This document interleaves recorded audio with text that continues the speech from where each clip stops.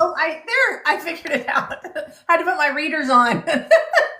I don't have I was like, okay, now this is way harder than it's supposed to be. Oh my Yeah, God. so I've never gone live before on TikTok, and there were like guests, and like something was locked in the bottom left hand corner. So Maybe that's what it was. Okay. We figured it out. Yay. yeah. Hi, So my name is Mike Pam. you, It's nice to meet you. you did something scary today. So I'm Yeah, very, I know, right? very And proud of you. Yeah. This is the first time we've actually talked, Yeah. but I've just been a stalker on your account for a while. Okay, so because I'm going to be recording this and sharing this other places, let me kind of be a little official here. So thank you so much, Cam, for being here. My name is Liz. I'm a retired registered nurse of 28 years. I have created what's called the Midlife RX community. It is a community that supports women in menopause, perimenopause, all of the above. And the problem I encountered was I saw people talking about hormones. I saw people talking about fitness, and I saw people talking about beauty and fashion and finding your purpose. And nobody was putting it all together. So I put it all together. So I've been seeking out different experts in different areas because fitness is, I just got home from the gym, but Yay. I felt like I needed to make sure I made that happen today with this topic. But fitness is such a vital, in my opinion, vital part of combating aging. Just maintaining our strength. So there's lots of fitness people out there that are like in their 20s and 30s trying to give advice to us that are over 50. And I'm like, no, thank you. Appreciate it. So I'm excited because you're living it. And in your bio, it says, ditch the diet. I didn't need to read anything else after that statement, because we're in our 50s. We don't want to do all that starvation stuff and everything anymore. So thank you for being here. Tell everybody a little bit, because my people may not know you. So tell them about yourself, what got you into this world, and we'll go from there.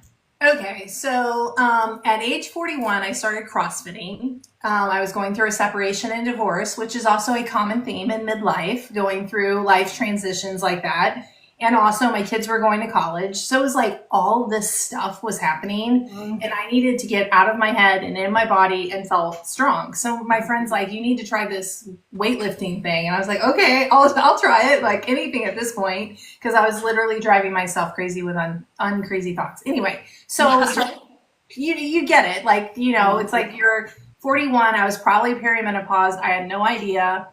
But life was changing. And so separation, divorce, all through my 40s, it was a long process. And I learned how to be strong in the gym. And then I realized it also helped me be strong out of the gym. But what happened was that when I was almost 50, it was like a couple weeks before I turned 50, I had a complete hysterectomy. So 49, almost 50, lost my ovaries and my uterus. And that is when I discovered the power of hormones. So it was shocking, actually. And the ironic thing about it was, so this was 7 years ago. So I've been postmenopause for 7 years, almost 7 years. I tried to go back to my old exercise ways, and it did not work. Like, I was a CrossFitter, diehard CrossFitter, and I was like, I can do this. Menopause isn't going to stop me. And what I discovered was, on the other side of that, I was exhausted. So I'd do a workout, and then I'd be on the couch for like 3 days, and I wasn't even moving. So that really messes up your metabolism. So it was kind of like I've got to go back to the drawing board. I actually went back to school and become a holistic health coach. I had to learn about these hormones because I didn't know anything. Like, I'm just like, take my uterus. I have fibroids. Okay, that's no big deal. And the consequences on the other side were astonishing, actually. So, yeah, absolutely. Cortisol just becomes the main hormone after surgical menopause, when you don't have anything able to help you out, and you go from having estrogen to not having any estrogen. The cortisol just really dumps, and then you have adrenal fatigue on top of it. Yes, it's like, if surgical menopause isn't enough, let's throw some adrenal fatigue in there to make you absolutely feel like crap after you work out. Yeah. So I want to give everybody that's listening and watching a little glimmer of hope. If you feel like poop after you work out, you're not alone. Yeah. You're not alone, you know, and there's a reason why. So I feel like we have to just kind of like shift our, and we can't be doing the same thing that our spouses are doing. They can get, you know, my husband will just start walking again after not walking and drop 10 pounds. And I just want to like literally push him off a cliff. Yeah. But so let's talk about, you know, what works, what doesn't work now. Yeah, so I call them the 4 keys to midlife fitness. Strength training has to be like the foundational one as far as keeping our muscle mass. And you can speak to this too. We naturally lose muscle mass as we age, and it tends to accelerate in menopause. And like muscle is where you store your blood sugar. Muscle is giving you your shape, and it helps with your metabolism. Like we need muscle, and we're naturally losing muscle. So strength training has to be part of it. The biggest change for me, like before menopause and after menopause, is my workouts don't involve a clock anymore. I'm not going as fast as I can, as heavy as I can, like in my CrossFit days. I'm literally like in my body, in my mind, moving my body, strength training, usually like 8 to 15 reps, depending on what it is, using the heaviest weight I can use today. And that's the other thing is like every single day in menopause is different. If you do not sleep or your nutrition is off or whatever, you know, whatever it is, like I'll just say this week has felt really heavy in the United States. And so like our nervous system picks that up. And like we can't ignore that stuff now on this side of life. We just can't. And so I found myself moving my body this week in a very meaningful way to get out of the thoughts, to move my body, to care for myself, but not in an unhealthy way like I used to. Like I used to be on the ground in a puddle of sweat, and that equaled a good workout. That's not the case anymore. So strength training is one. Then walking is like a huge dial mover, and it doesn't have to be just walking. It actually falls into non-exercise activity. So just moving throughout the day, standing desk, you know, doing stuff around your house. That's like 15% of your daily metabolism, just moving. But if you're feeling like crap and you're on the couch and you're not moving, you're just scrolling on your phone, or maybe you're scrolling on, you know, watching Netflix or something like that, you're not moving, and that's a huge hit to our metabolism. So walking is awesome, but you have to also lift weights. So walking and lifting weights. And then this was hard for me to learn on this side of menopause was rest is actually part of the formula. So you can rest within the workout. It's okay. You're not lazy. You're not unfit. You're like, it's okay to take a break and rest, like catch your breath for a minute or two before you go again. That is not lazy. In the CrossFit world, that was looked down upon. And so that took me a minute to rewire, honestly, that rest is part of it. But also rest days between your workouts. So that is not lazy. That's actually when your muscles grow back bigger and stronger, is when you eat protein and give them rest and recovery to actually let them grow back stronger. Right. And then just the dash of cardio. I think if you grew up in the 80s or 90s and you thought, cardio is the way, I just got to eat less and exercise more. And that kind of, it backfires in menopause. So. Yeah. If I do too much cardio, I literally feel like I've been hit by a train. Yeah. It does, and for days. Or your hunger increases. Have you ever noticed that? Like your hunger goes, what is going on? Yeah. No matter how much protein, I'm like, well, maybe I just need more protein. No, I'm insatiable and say the hunger.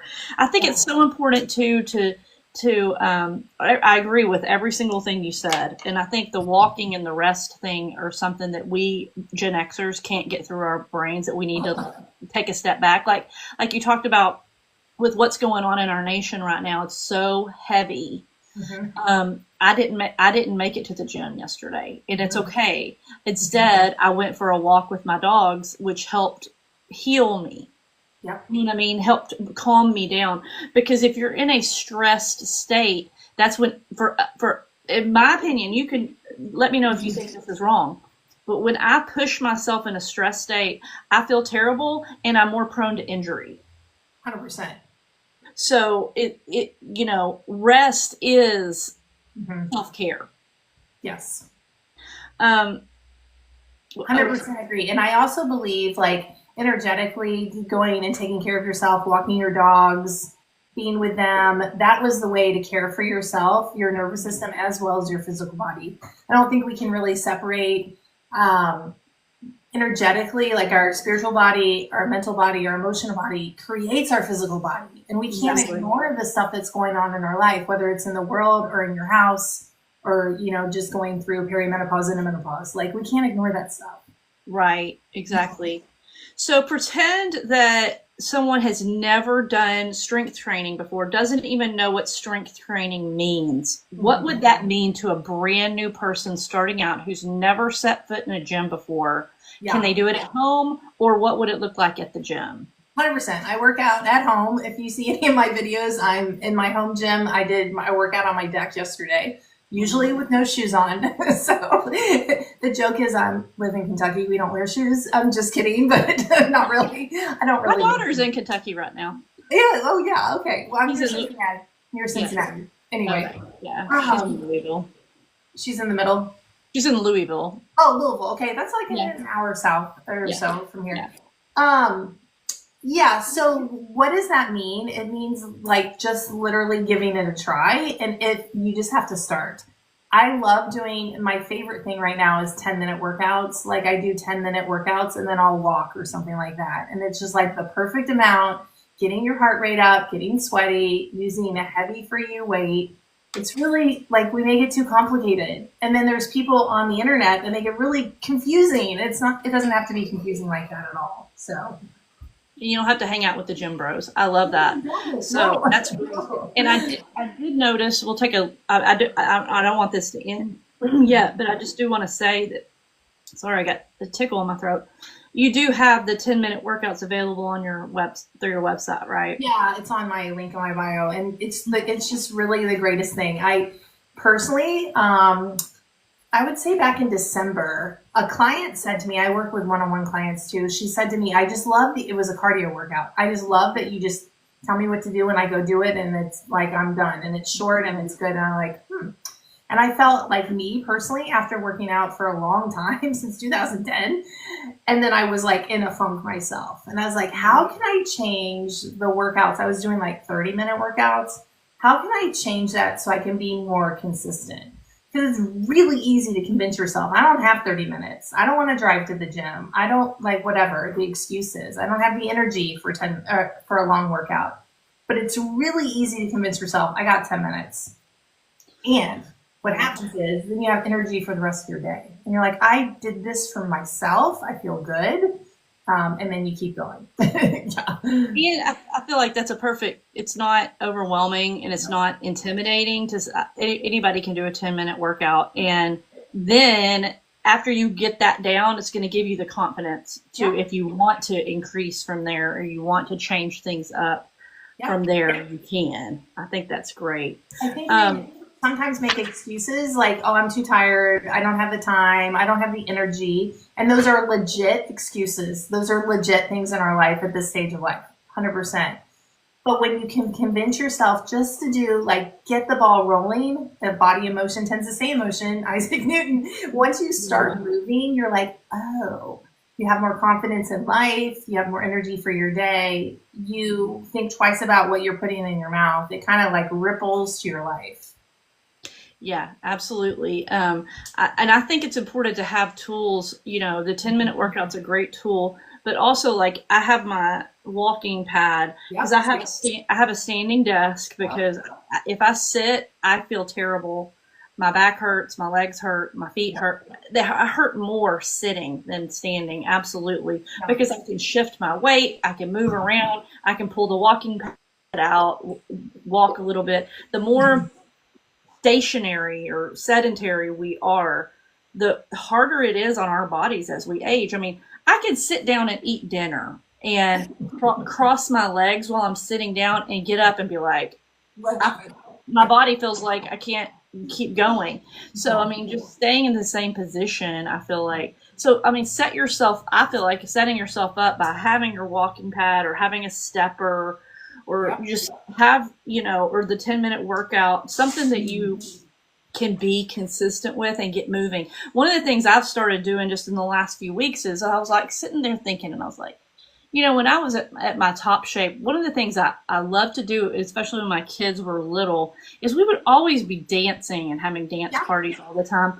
And Love so it. now I've incorporated that again. Like when I'm getting ready in the morning, I turn music on and I'm moving while I'm getting ready. Uh-huh. And then when I'm in the shower, I put my speaker on and I move instead of just standing all the time. Mhm. I'm learning to just keep my body moving, keep my body fluid, I and love that. Yeah.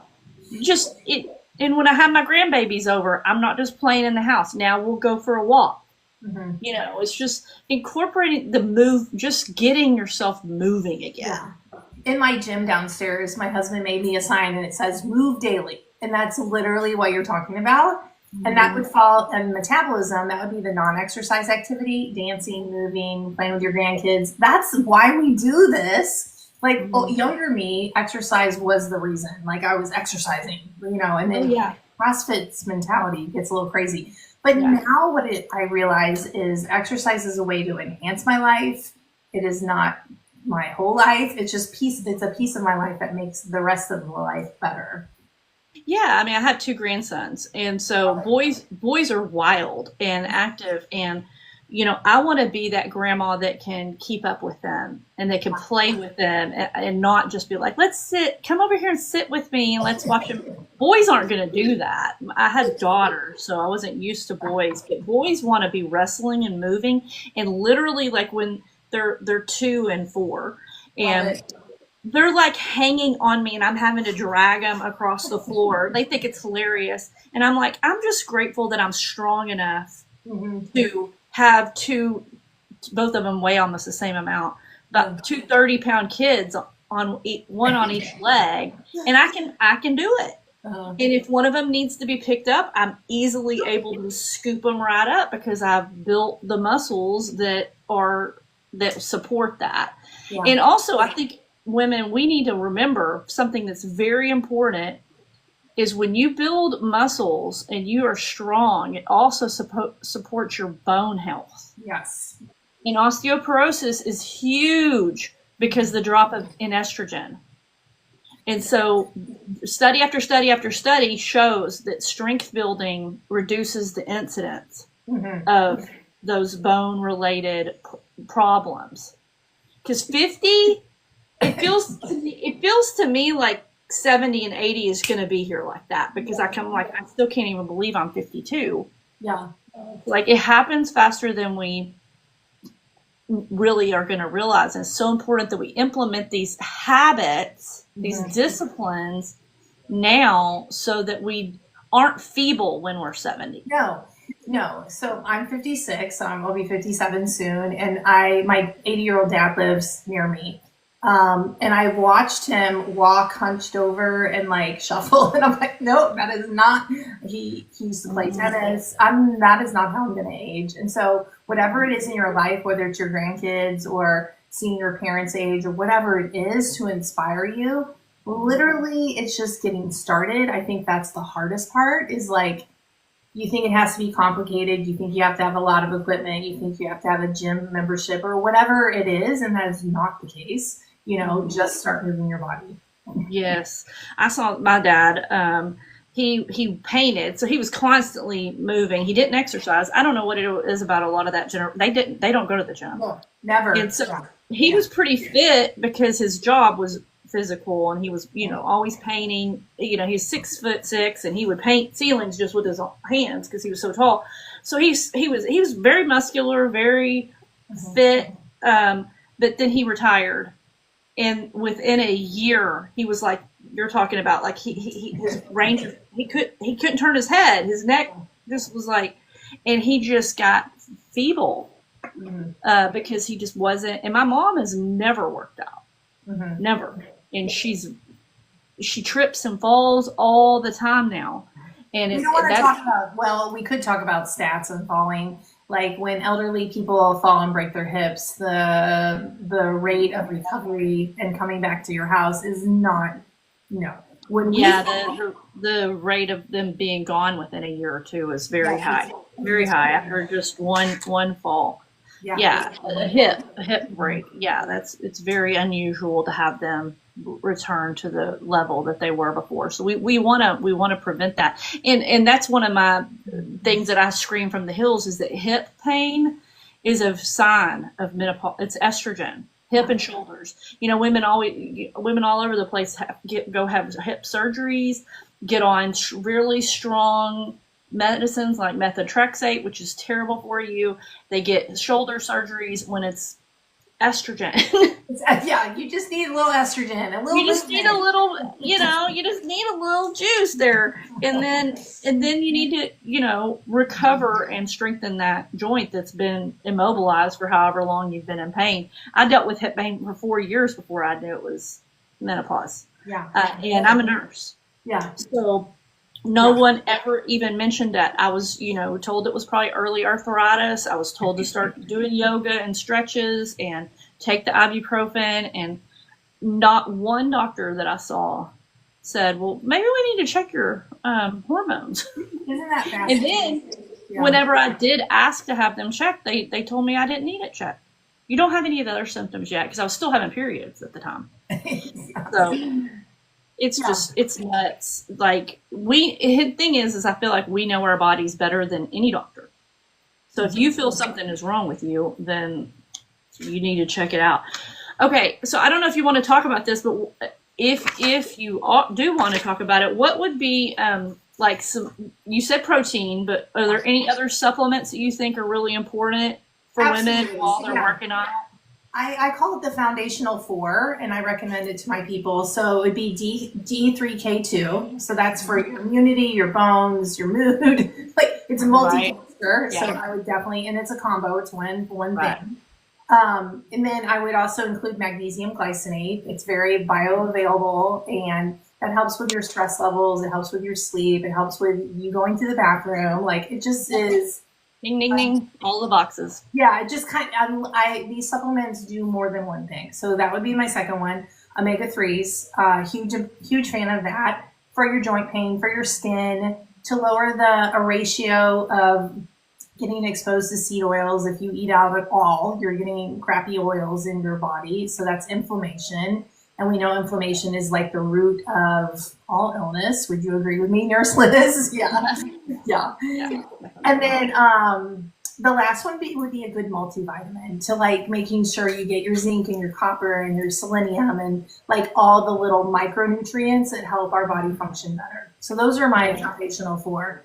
And and you can always add on, but I call them big rocks. Let's get the big rocks going. And then if you need something specific for a specific reason, then we can talk about that particular situation. Yeah. Right. How do you feel about creatine? I've read a lot of things back and forth. I have seen it really with recovery for me.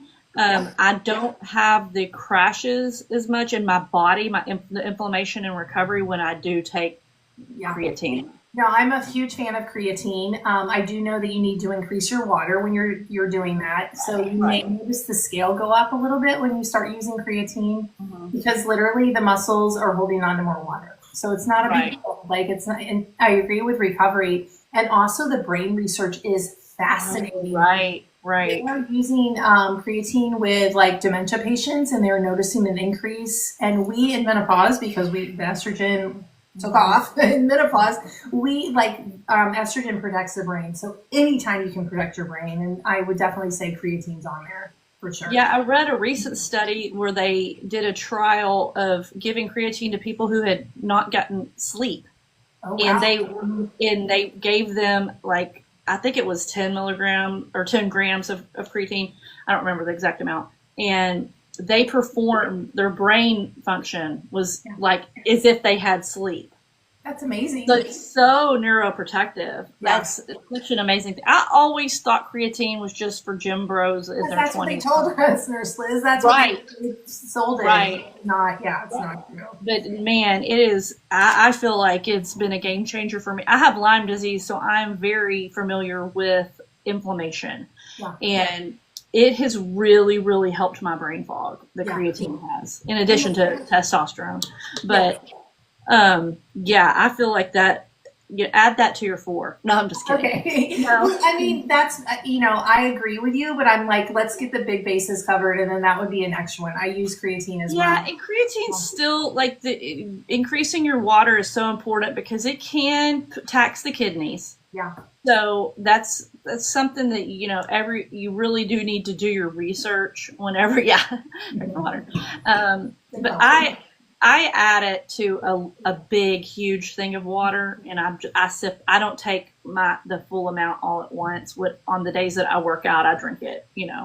Post workout. About creatine is super affordable, and you can get it. You just get the plain creatine. It doesn't have to be flavored or unflavored. Yeah, you can add it to your smoothies. You can add it to your water. It doesn't have any kind of flavor. That's exactly what I do. I usually use collagen protein.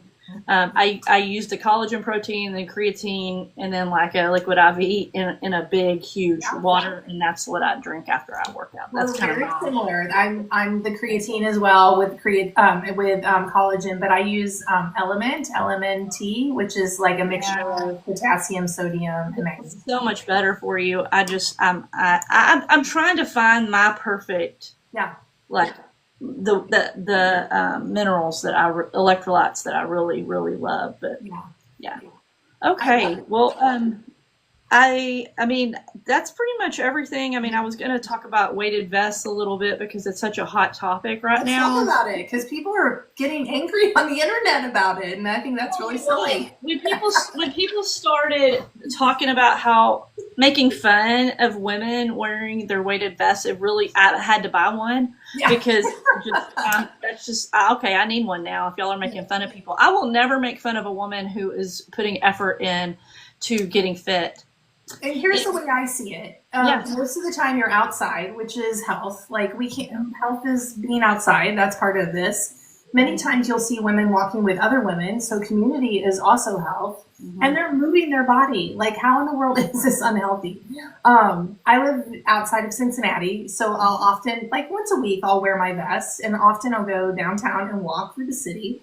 And let me tell you, it's kind of like a secret club. Like when you pass another woman wearing a vest, you're like, yeah, let's go.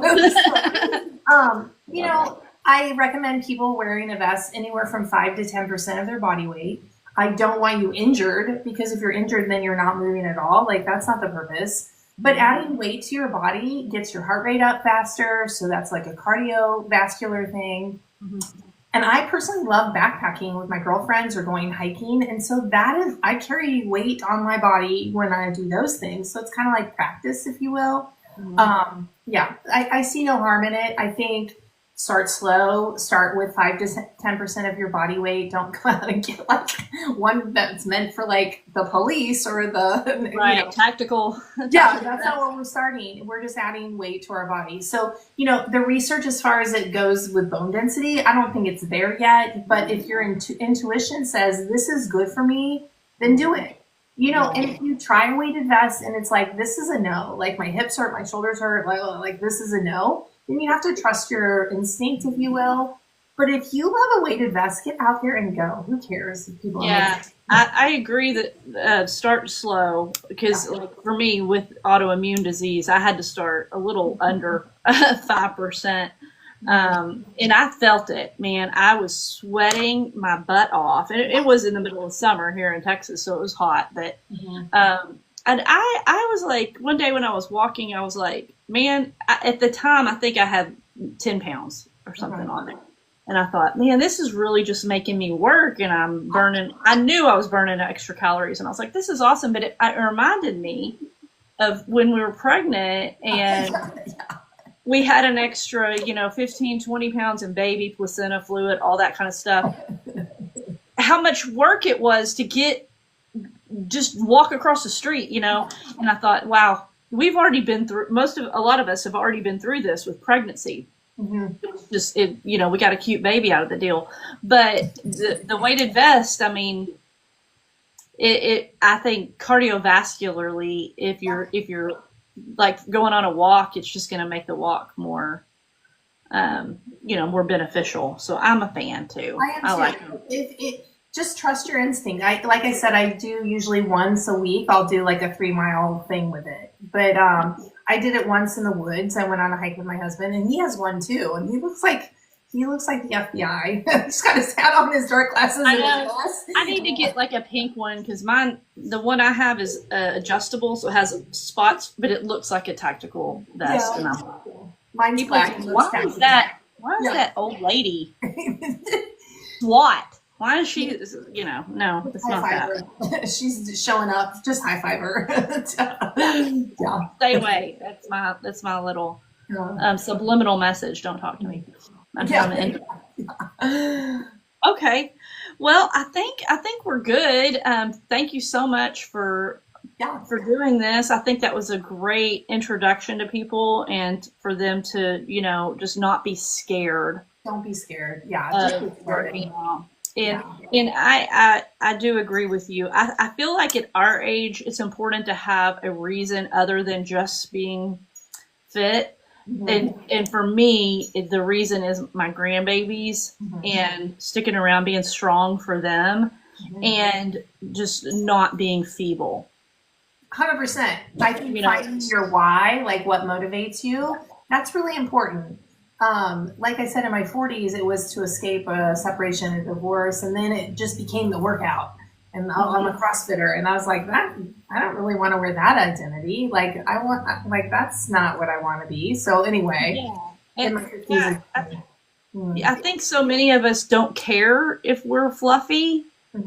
Like that for me has I don't have a desire to be that a certain look anymore. Right. I just want to be strong, So I think that is. Yeah, love it. Strong and steady and do the things you want to do in life. That's exactly what. I have mobility and when my hips were hurting really bad, I got to the point where I was having to walk up and down stairs sideways because my mobility was so limited. And at that time I was only 48 years old, and I'm like, this isn't what you want. Yeah. I don't want to be in a freaking wheelchair by the time I'm 55. That's not going to happen. So I'm one of those people, I don't like to work out. I don't enjoy it. I just don't, but I feel better. So definitely a side effect. And then also, have you noticed how it ripples into the rest of your life? I know you mentioned you can carry your grandkids around. That's amazing. But what about confidence and body awareness? And have you noticed benefits like that as well? Yeah, definitely. I mean, I tend to be a pretty confident person anyway, but yeah, I mean, just looking at pictures of myself and not having the huge double chin and it just feeling better in my clothes. I used to hate shopping for clothes, and now it's not as bad. So love it. That's great. Yeah. Definitely. So just having there are multiple benefits to staying, and I don't like being on medicine. I don't want to have surgery. I don't want to do any of that. So yeah, absolutely. So okay. Well, thank you so much. We'll have to do this again. Thank you for having me. It was and I'll figure out how I can have you on my channel because I think it was on your channel too, but whenever I close this out, I'll send you the recording. Oh, cool. And so if you have a YouTube channel, you can upload it to your YouTube channel. Yeah, that's perfect. Thank you. Yeah, and all that. So you can use it. I'll be uploading it to my YouTube channel and to my community. So you'll get, and I'll have your link where people can follow you that way as well. Well, I wanted to go out live for a while. I was telling some of my It wasn't as scary. It wasn't bad. It's not. I don't think I can invite guests on my TikTok live yet because I haven't done it before. There was I have to get my classes. Maybe that was it. Maybe that was a problem that I don't know. But yeah, you should be able to. Maybe you have to do it yourself after doing 5 lives or something. They usually have some 5 rule. They do rules with 5 or something. Well, I enjoyed doing this, so thank you for having me. And it's really nice meeting you. And we're all in this together, ladies. All these Gen X ladies. Let's wear our vest if you want to, and go lift some weights and have an Yeah. amazing life. Yes. Okay. All right. Bye Have a bye. beautiful weekend. Thank you. You too. Bye.